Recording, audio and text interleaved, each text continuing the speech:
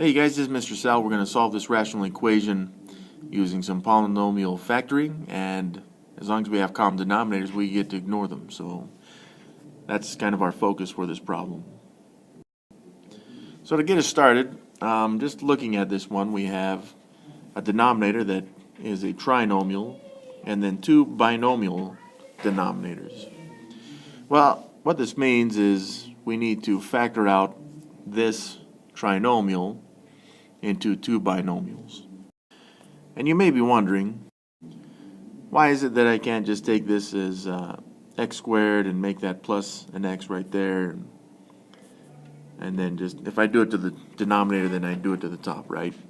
Well, addition doesn't really scale the factor equally, the numerator and denominator equally.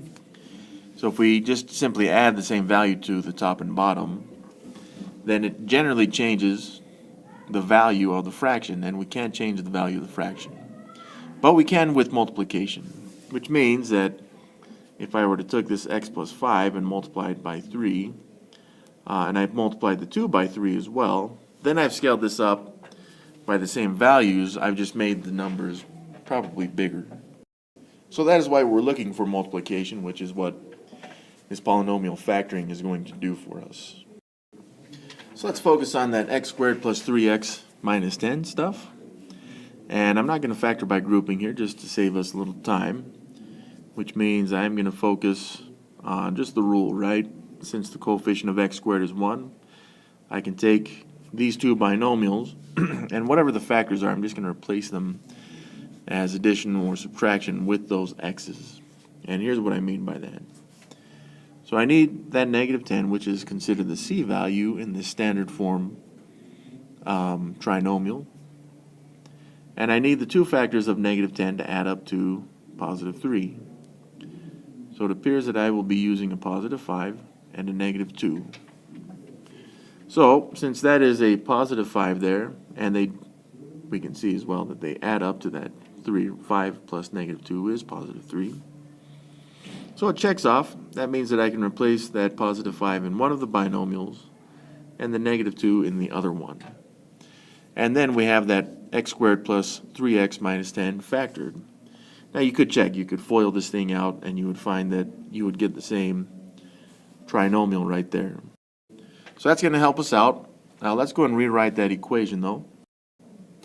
And I'm separating this a little bit just to give me a little space. And at this point we're going to replace that x squared plus 3x minus 10 with the factored form that we just found right there. So there it is. Now I am going to put these other denominators in parentheses just so they at least look alike. Okay. So let's go ahead and analyze this. The trinomial factored into these two binomials, one of which is this x plus 5, which means this term is missing an x minus 2 in the denominator.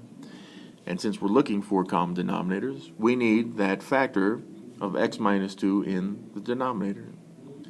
Now this is multiplication, which is what we want. So I'm going to take that x minus 2, and if I multiply it in the denominator, I do have to multiply it in the numerator as well.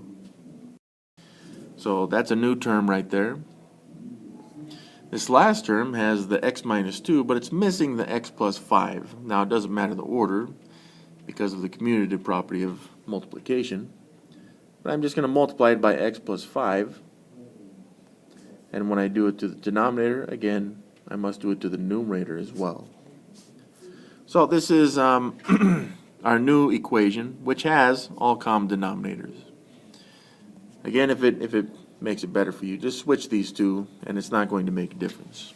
Because now, I get to rewrite this equation, but without any denominators, because once our denominators are the same, it's like comparing all the same size pieces.